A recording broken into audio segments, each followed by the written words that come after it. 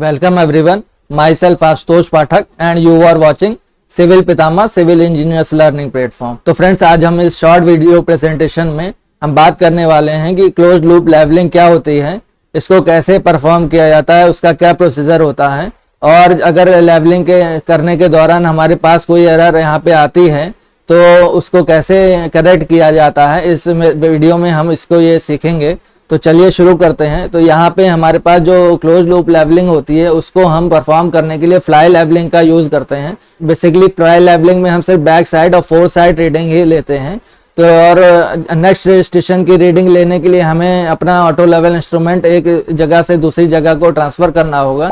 इस तरह से हम फ्लाई लेवलिंग को परफॉर्म करते हैं। तो बेसिकली जो हमारे पास क्लोज लूप लेवलिंग होती है इसका मेन एडवांटेज हमारे पास ये होता है कि अगर हमारे पास कोई भी बेंचमार्क स्टेशन नहीं है या सिर्फ एक ही बेंचमार्क स्टेशन अवेलेबल है तो इसको हम तब भी इजीली परफॉर्म कर लेते हैं। जैसे कि क्लोज लूप लेवलिंग में अगर कोई सर्वे के दौरान एरर आ जाती है तो उसको हम इजीली करेक्ट कर लेते हैं। तो चलिए आगे बढ़ते हैं। तो यहाँ पे हमारे पास एक लाइन लिया है, उसके चारों ओर हमारे पास बाउंड्री है। उस बाउंड्री के उस चारों ओर जो बाउंड्री है उसका हमने सर्वे परफॉर्म किया है। तो जैसे कि हमें पता है कि क्लोज लूप लेवलिंग में जैसे कि हम जब जहाँ से शुरुआत करते हैं लेवलिंग की वहीं उसी स्टेशन पे हम वहाँ उसको एंड करते हैं। तो यहाँ पे हमने 6 स्टेशन यहाँ पे लिया हुआ है। फर्स्ट स्टेशन हमारे पास तो बेंचमार्क स्टेशन हो जाता है। सेकंड स्टेशन हमारे पास स्टेशन ए है। थर्ड स्टेशन स्टेशन बी है एंड फोर्थ स्टेशन स्टेशन सी है। वैसे ही फिफ्थ स्टेशन स्टेशन डी होगा और स्टेशन ई हमारे पास 6th स्टेशन है। जो ये हमारे पास क्लोज लूप लेवलिंग है इसको हमने परफॉर्म किया है। इसको हम आपको एक एग्जांपल के द्वारा समझाएंगे कि हमने एक क्लोज लूप लेवलिंग को साइड पे परफॉर्म किया जिसका हमने यहाँ पे एग्जांपल लिया हुआ है। तो जब हम क्लोज लूप लेवलिंग को परफॉर्म कर रहे हैं तो बेंचमार्क से हम स्टेशन ए की तरफ जब बढ़ते हैं तो यहाँ पे जब हम अपना ऑटो लेवल इंस्ट्रूमेंट को सेटअप करते हैं क्लोज लूप लेवलिंग को परफॉर्म करने के लिए यहाँ पे हम फ्लाई लेवलिंग का यूज कर रहे हैं।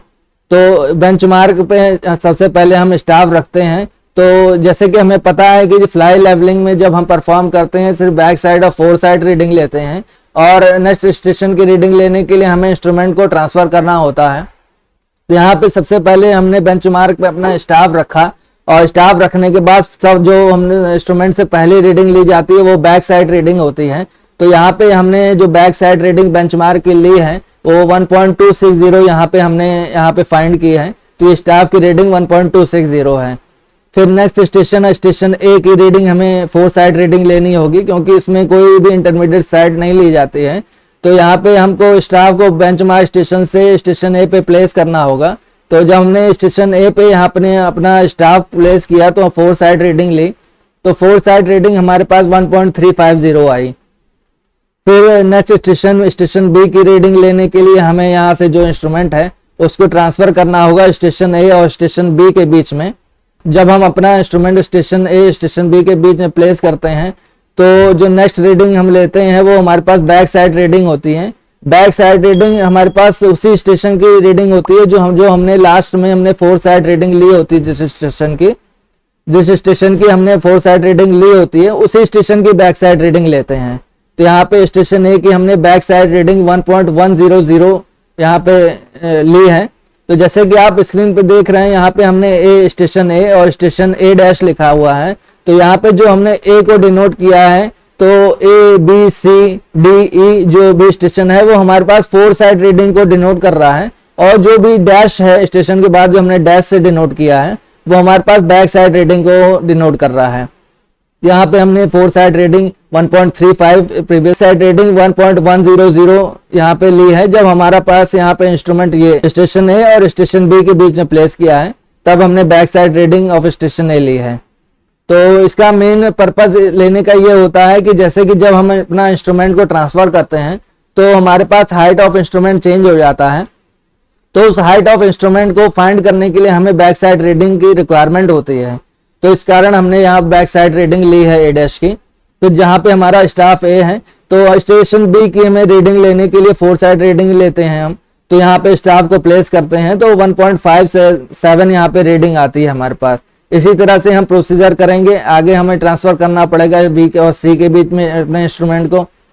तो जो बैक साइड रीडिंग लेंगे स्टेशन बी की 1.170 होगी और स्टेशन सी की फोर साइड रीडिंग 1.540 होगी। तो हमने यहाँ पे फोर साइड रीडिंग स्टेशन सी की ली, फिर हम इंस्ट्रूमेंट को ट्रांसफर करते हैं और उसी स्टेशन की बैक साइड रीडिंग 1.340 लेते हैं। फिर हम स्टेशन डी की फोर साइड रीडिंग 1.160 ले रहे हैं। फिर हमें नेक्स्ट स्टेशन ई की रीडिंग लेने के लिए अपने इंस्ट्रूमेंट को फिर से ट्रांसफर करेंगे और उसकी स्टेशन डी की फिर से बैक साइड रीडिंग लेंगे, 1.800 ले रहे हैं यहाँ पे। तो अब नेक्स्ट स्टेशन ई है हमारा, तो ई की रीडिंग लेने के फोर साइड रीडिंग लेनी पड़ेगी। तो अपने स्टाफ को हम यहाँ ई पे प्लेस करते हैं और हमारे पास जो फोर साइड रीडिंग होती है 1.250 होती है। तो इस तरह से फिर हम फिर से अपना इंस्ट्रूमेंट ट्रांसफर करेंगे और स्टेशन ई की बैक साइड रीडिंग लेंगे 0.950। रीडिंग बचती है वो हमारे पास बेंचमार्क रीडिंग होती है। तो अपने इंस्ट्रूमेंट को जब बेंचमार्क पे प्लेस करेंगे तो अपने जो स्टाफ को बेंचमार्क पे प्लेस करेंगे तो हमारे पास जो रीडिंग आएगी वो फोर साइड रीडिंग होगी। तो ये हमारे पास लास्ट रीडिंग होगी फोर साइड रीडिंग 0.745। तो जैसे कि आप देख रहे हैं कि बेंचमार्क में हमने लास्ट रीडिंग ली है, तो ये उसी स्टेशन की रीडिंग ली है जो हमने फर्स्ट स्टेशन लिया था। तो जो हमारे पास क्लोज लेवलिंग जब हम परफॉर्म करेंगे तो जो भी हमारे पास आरएल निकल के आएगा वो सेम होगा, क्योंकि हमने जो स्टाफ के पोजीशन ली है वो सेम ली है। तो जो बेंचमार्क का आरएल फर्स्ट पॉइंट से निकलेगा वही हमारे पास बेंचमार्क का आरएल लास्ट पॉइंट से भी होना चाहिए। तो अगर हमारे पास में कोई एरर आती है तो आगे के वीडियोस में हम इसको देखेंगे इसको कैसे करेक्ट करते हैं। तो चलिए हम एक्सेल की तरफ बढ़ते हैं इसका आरएल निकालने के लिए। तो यहाँ पे हमारे पास एक्सेल शीट है जिसमें हमने जो भी अब तक सर्वे परफॉर्म किया है उसकी हमने यहाँ पे जो भी अपने रीडिंग्स ली थी उसको हमने यहाँ पे फिल कर लिया है और जितने भी हमारे पास चेंज पॉइंट है उसको हमने यहाँ पे नोट कर लिया है। तो जितने भी हमारे पास चेंज पॉइंट थे उसको हमने यहाँ पे नोट कर लिया है। जैसे कि आप यहाँ इस डायग्राम में देख रहे होंगे कि यहाँ पे हमने 6 इंस्ट्रूमेंट पोजीशंस को यूज किया है। तो एक इंस्ट्रूमेंट पोजीशन चेंज पॉइंट ये है, change point 2, change point 3, change point 4, 5 and 6। यहाँ पे तो 6 हमने चेंज पॉइंट लिया है। तो हमारे पास लेवलिंग करने का बेसिक पर्पज ये होता है कि हर जो पोजीशन स्टेशन लिया है जहाँ पे हमने स्टाफ रखा हुआ था, तो वहां पे जब हमने स्टाफ रखा तो उस पोजीशन का आरएल कितना है, एलिवेशन कितना है डेटम पॉइंट से, तो उसको हम फाइंड करने के लिए करते हैं। तो यहाँ पे हम हाइट ऑफ इंस्ट्रूमेंट प्रोसीजर का यूज कर रहे हैं आरएल निकालने के लिए। आरएल निकालने के सबसे पहले जो बेंचमार्क है उसका आरएल हमें पता होता है, उसका आरएल हम 100 एज्यूम करते हैं। तो यहाँ पे 100 हमने यूज किया है।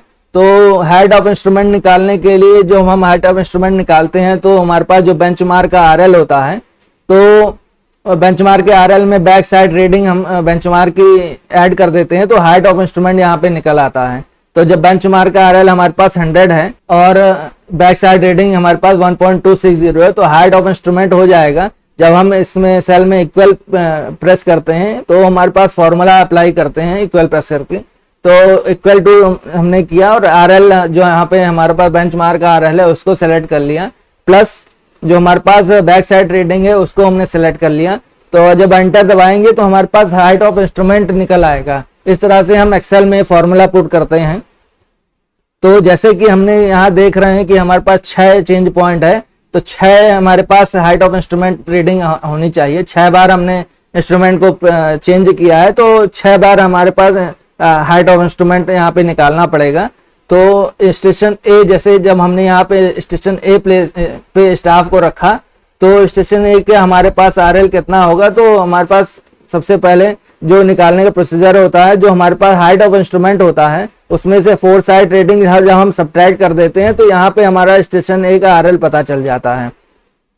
तो यहाँ पे हम इक्वल प्रेस करते हैं, हाइट ऑफ इंस्ट्रूमेंट को सिलेक्ट करेंगे, माइनस फोर साइड रीडिंग को जब सब्ट्रैक्ट करेंगे तो उस पॉइंट का आरएल यहाँ पे हम निकाल लेते हैं। तो यहाँ पे 99.910 स्टेशन ए का हमारे पास आरएल है। फिर हमने इंस्ट्रूमेंट को अपना शिफ्ट किया था तो यहाँ पे हमें न्यू हाइट ऑफ इंस्ट्रूमेंट निकालना होगा। तो इक्वल टू दबाएंगे और इस स्टेशन ए का जो आरएल है उसको सेलेक्ट करेंगे, प्लस स्टेशन ए का जो बैक साइड रीडिंग है उसको हम इसमें ऐड कर देंगे। तो हमारे पास न्यू हाइट ऑफ इंस्ट्रूमेंट निकल आएगा। तो 101.010 यहाँ पे हमारे पास हाइट ऑफ इंस्ट्रूमेंट निकल के आता है। तो नेक्स्ट स्टेशन हमारे पास बी है, तो उसके हमारे आरएल निकालने के लिए सेम प्रोसीजर अप्लाई करेंगे। HI में से हमारे पास फोर साइड रीडिंग को सब्ट्रैक्ट कर देंगे तो हमारे पास RL निकल आएगा। तो इक्वल हमने दबाया, हाइट ऑफ इंस्ट्रूमेंट सिलेक्ट किया, माइनस फोर साइड रीडिंग कर दिया। तो एंटर जब दबाएंगे तो उस पॉइंट का RL निकल आएगा। तो स्टेशन बी का RL 99.440 यहाँ पे आ रहा है। फिर से हमने यहाँ पे चेंज पॉइंट है तो हाइट ऑफ इंस्ट्रूमेंट निकालना होगा। इक्वल दबाया, RL of B plus back side reading of B को सेलेक्ट करेंगे, एंटर दबाएंगे। 100.610 हमारे पास न्यू हाइट ऑफ इंस्ट्रूमेंट निकला है। इससे हम स्टेशन सी का RL निकाल लेंगे, equal to height of instrument minus fore side reading of C. तो यहाँ पे स्टेशन सी का हमारे पास RL 99.070 यहाँ पे आ रहा है। तो स्टेशन सी के बाद हमने यहाँ से स्टेशन अपना इंस्ट्रूमेंट को डी पे ट्रांसफर किया, इसे यहाँ पे ट्रांसफर किया। तो यहाँ पे हाइट ऑफ इंस्ट्रूमेंट चेंज हो गया। तो new height of instrument equal to RL of C plus back side reading of C. जब हम ऐड करेंगे तो यहाँ पे न्यू हाइट ऑफ इंस्ट्रूमेंट निकलेगा। और डी पॉइंट का हमें RL निकालने के लिए हाइट ऑफ इंस्ट्रूमेंट में से four side reading of D subtract कर देंगे तो हमारे पास RL ऑफ डी निकल आएगा। तो 99.250 हमारे पास यहाँ पे RL आ गया। वैसे ही फिर से हमें चेंज पॉइंट लेना पे हमें HI निकालना होगा। वैसे फिर से हमें HI निकालना होगा। तो equal RL of D plus back side reading of D जब ऐड करेंगे तो यहाँ पे न्यू HI 101.050 यहाँ पे आएगी। और स्टेशन ई का RL निकालने के लिए इक्वल दबाएंगे, HI में से हम फोर साइड रीडिंग को सब्ट्रैक्ट कर देते हैं।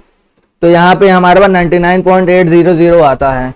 फिर से हमने लास्ट में जो इंस्ट्रूमेंट स्टेशन लिया है उसका HI हम निकाल रहे हैं। तो 99.800 स्टेशन ई का हमारे पास RL है प्लस बैक साइड रीडिंग हमने 0.950 यहाँ पे ली है तो उसको सेलेक्ट ऐड कर लेते हैं। तो 100.750 यहाँ पे हमारे पास हाइट ऑफ इंस्ट्रूमेंट आता है। तो लास्ट स्टेशन हमने बेंचमार्क का स्टेशन लिया है तो वहाँ पे फोर साइड रीडिंग 0.745 ली है। तो बेंचमार्क का RL निकालने के लिए इक्वल दबाएंगे, हाइट ऑफ इंस्ट्रूमेंट जो हमारी है minus fore side reading of benchmark, यहाँ पे 0.745 सब्ट्रैक्ट करते हैं तो 100.005 आता है। जैसे कि दोस्तों आप देख रहे हैं कि जब हमने RL यहाँ पे फाइंड आउट किया तो बेंचमार्क जो पहले हमने बेंचमार्क स्टेशन का RL लिया था 100 लिया था। और जब सर्वे हमने एंड किया, क्लोज किया, तो यहाँ पे 100 RL जो हमारे पास आ रहा है 100.005 आ रहा है। तो यहाँ पे कुछ हमारे पास एरर हो गई है। तो यहाँ पे जो हमारे पास एरर आ रही है उसको हम कैसे रेक्टिफाई करेंगे, कैसे करेक्ट करेंगे, तो हम इसको देखते हैं। तो जो हमारे पास एरर ऑफ क्लोजर है तो एरर ऑफ क्लोजर का फॉर्मूला होता है first RL minus last RL। तो जब हम यहाँ पे फर्स्ट RL 100 है और लास्ट RL हमारे पास 100.005 है तो जब हम फॉर्मूले में इसको रखते हैं तो एरर ऑफ क्लोजर हमारे पास 0.005 आती है। तो जो हमारे पास एरर ऑफ क्लोजर है वो अलाउबल मिसक्लोजर की रेंज के बीच में होगी। तो हमारे पास जो वैल्यू है जो RL की उसको हम इजीली करेक्ट कर लेते हैं इस मेथड से। अगर वो उस रेंज के बाहर होती है तो हमें क्या करना होता है कि उस जो सर्वे हमने किया है उसको हम रिजेक्ट कर देते हैं और रिजेक्ट करके हमें उस सर्वे को फिर से परफॉर्म करना होता है। तो हमारे पास जो अलाउबल मिसक्लोजर की वैल्यू है वो प्लस माइनस m/n है। तो यहाँ पे m यहाँ पे एरर ऑफ क्लोजर है हमारे पास, n equal to number of change point है। तो जैसे कि हमने देखा चेंज पॉइंट हमने 6 लिया हुआ है और एरर ऑफ क्लोजर हमारे पास माइनस 0.005 आती है। तो हमारे पास अलाउबल मिसक्लोजर की वैल्यू जब हम इसमें पुट करते हैं m और n की वैल्यू पुट करते हैं तो 0.012 यहाँ पे आती है। तो फिर फ्रेंड्स अलाउबल मिसक्लोजर की वैल्यू 0.012 आ रही है और हमारे पास एरर ऑफ क्लोजर माइनस 0.005 है।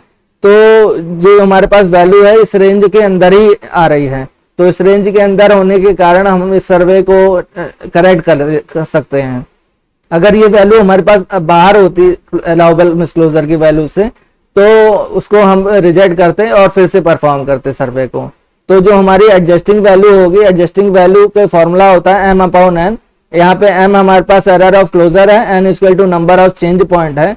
तो जब हम m/n की वैल्यू में पुट करते हैं तो हमारे पास जो वैल्यू आती है एडजस्टिंग वैल्यू की माइनस 0.000833 यहाँ पे वैल्यू आती है हमारे पास। तो चलिए देखते हैं कैसे RL को करेक्ट करना है। तो सबसे पहले चेंज पॉइंट 1 का RL हमें करेक्ट करना होगा। तो हम क्या करेंगे, जो हमारे पास वैल्यू है RL की तो हम जब इक्वल दबाएंगे और जो हमारे पास जो हमने आरएल की वैल्यू चेंज पॉइंट 1 की निकाल ली है उसको हम सेलेक्ट कर लेते हैं, प्लस जो हमारे पास एडजस्टिंग वैल्यू है उसको हम सेलेक्ट कर लेते हैं, इनटू जो नंबर ऑफ चेंज पॉइंट है उसको उससे मल्टीप्लाई कर देते हैं। तो यहाँ पे CP1 है तो पहला चेंज पॉइंट है तो 1 से मल्टीप्लाई कर देते हैं। तो 99.909 हमारे पास करेक्टेड आरएल है चेंज पॉइंट 1 का। ऐसे चेंज पॉइंट 2 का भी हमें आरएल करेक्ट करना होगा, तो इक्वल दबाएंगे। आरएल जो हमारे पास पहले निकाला है तो 99.440 है, प्लस करेंगे adjusting value into number of change point, यहाँ पे 2 है तो 2 से मल्टीप्लाई कर देते हैं तो 99.438 आता है। फिर हम क्या करेंगे, नेक्स्ट हमारा चेंज पॉइंट 3 है, इसका आरएल भी करेक्ट करना होगा। इक्वल दबाएंगे, जो आरएल है हमारे पास 99.070 प्लस एडजस्टिंग वैल्यू हमारे पास 0.000833 है into number of change point, यहाँ पे 3 है हमारे पास तो 3 से मल्टीप्लाई कर देते हैं। 99.068 करेक्टेड आरएल है चेंज पॉइंट 3 का। फिर चेंज पॉइंट 4 का आरएल इसी तरह से निकालेंगे, जो हमारे पास आरएल है उसको सेलेक्ट कर लेते हैं, प्लस जो हमारे पास एडजस्टिंग वैल्यू है उससे मल्टीप्लाई कर देते हैं। जो हमारे पास नंबर ऑफ चेंज पॉइंट है 4 है यहाँ पे, तो 4 से मल्टीप्लाई कर देते हैं 4, तो 99.247 यहाँ पे करेक्टेड आरएल है। इसी तरीके से चेंज पॉइंट 5 का भी हम आरएल करेक्ट कर लेते हैं 99.800 plus adjusting value into number of change point, यहाँ पे 5 है तो 5 से मल्टीप्लाई कर देते हैं, तो 99.796 यहाँ पे करेक्टेड आरएल निकल के आता है। तो वैसे ही जो लास्ट है हमारा चेंज पॉइंट 6 उसका आरएल करेक्ट करते हैं, तो इक्वल दबाएंगे, जो हमारे पास आरएल की वैल्यू है 100.005 plus adjusting value minus 0.000833 into जो हमारे पास चेंज पॉइंट नंबर है यहाँ पे 6 नंबर, तो 6 से मल्टीप्लाई कर देते हैं, तो यहाँ पे हमारा आरएल करेक्ट हो जाता है 100, यहाँ पे आरएल आता है। तो जैसे कि आप देख रहे हैं कि यहाँ पे जो हमने प्रीवियस आरएल अज्यूम करके लिया था 100, तो हमने करेक्ट करने के बाद वो 100 आ रहा है। तो यहाँ पे जितने भी जो भी एरर आई थी उसको हमने सारे चेंज पॉइंट में इक्वली डिस्ट्रीब्यूट कर दिया और इक्वली डिस्ट्रीब्यूट करके जो करेक्टेड आरएल है वो फाइंड आउट कर लिया।